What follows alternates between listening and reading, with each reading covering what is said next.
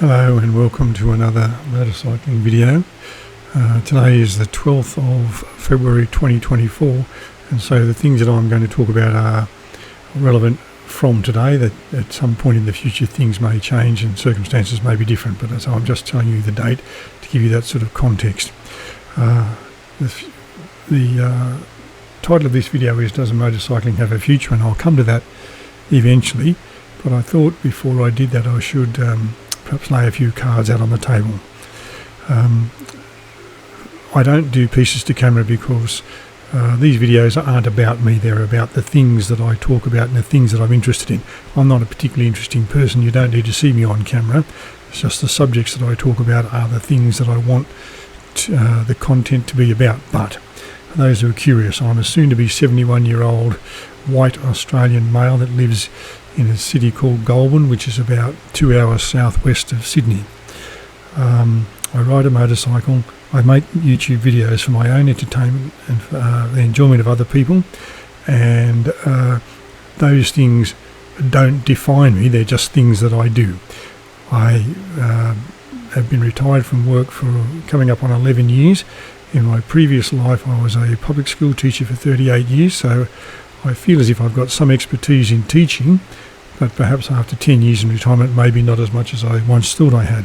What I'm not is a scientist, a lawyer, an engineer, a doctor, an investigative journalist, or any of those sorts of things.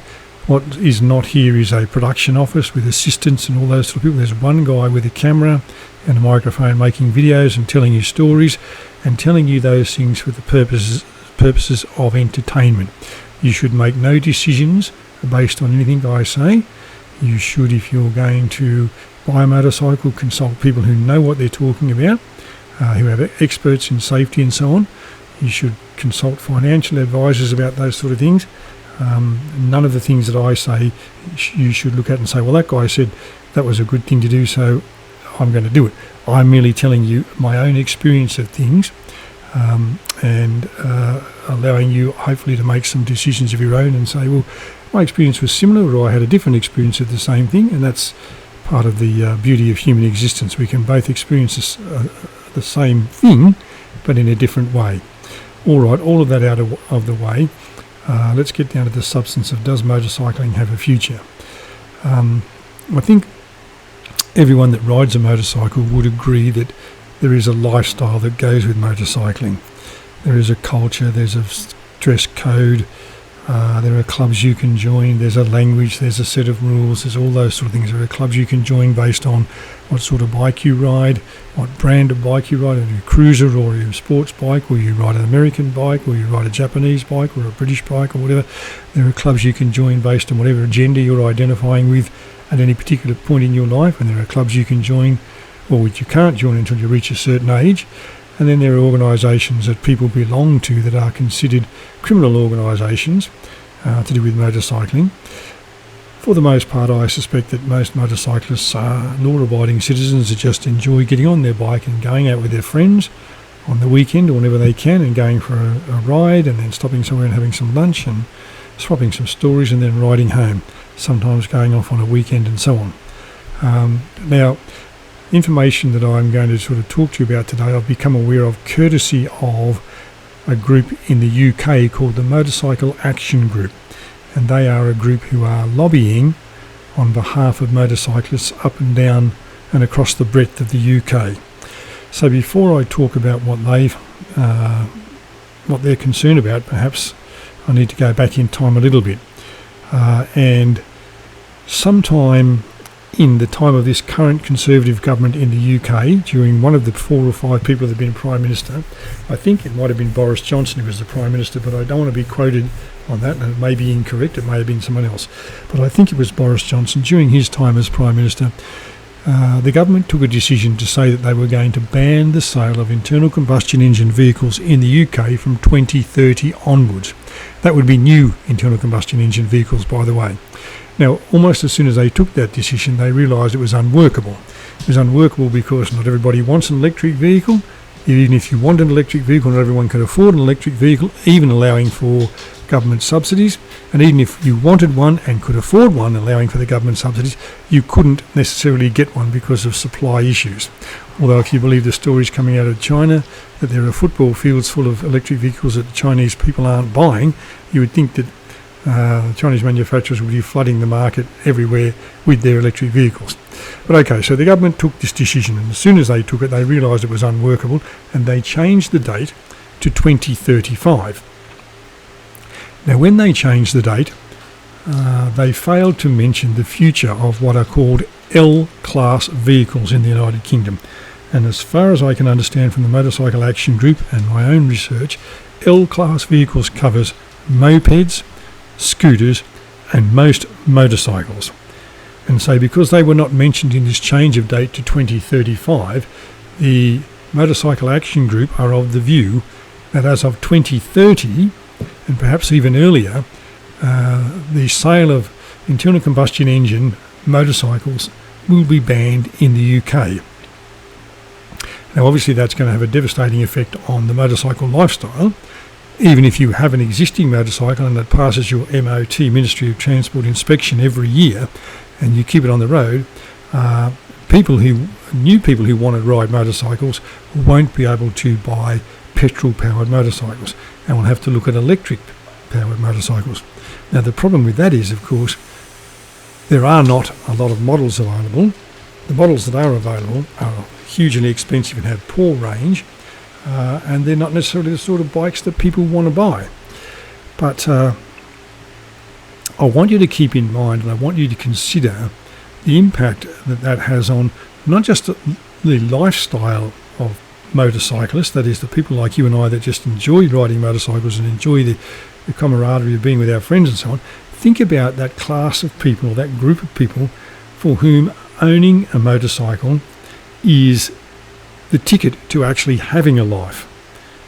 Now what do I mean by that? Well, there are a group of people that in Australia are known as the menu log drivers or Uber Eats drivers or whatever they're called, they're the people who front up at your house on a Friday or Saturday night with your takeaway order and deliver your food to you. They either deliver their food on a bicycle, an electric-powered bicycle, or a very small scooter. That is somewhere between 50 cc's and about 175 cc's. Now in Australia, I don't know about in England, but in Australia, those 50 to 175cc motorcycles are extremely cheap, a couple of $1,000. They're very cheap to buy, they're inexpensive to register, and they're very economical on fuel, and so they are the vehicle of choice of the Uber Eats and menu log food delivery people.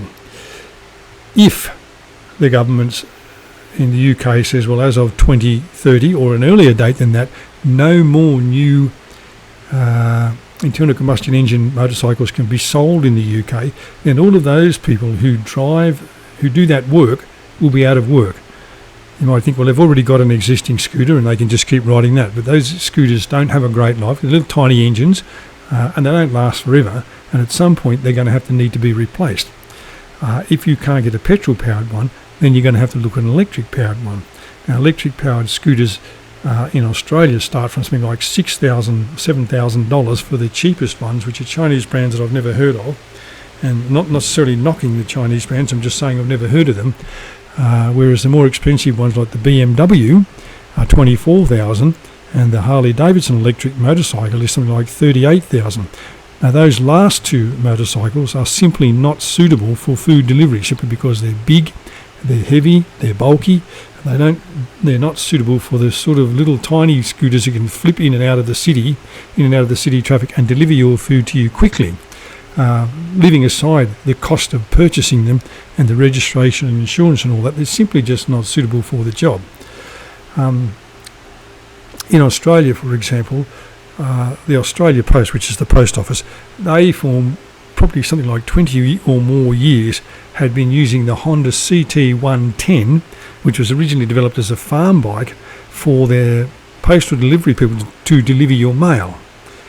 they took a decision a couple of years ago that they wanted to reduce their carbon footprint, so they decided to get out of those CT110s into an electric motorcycle, electric vehicle.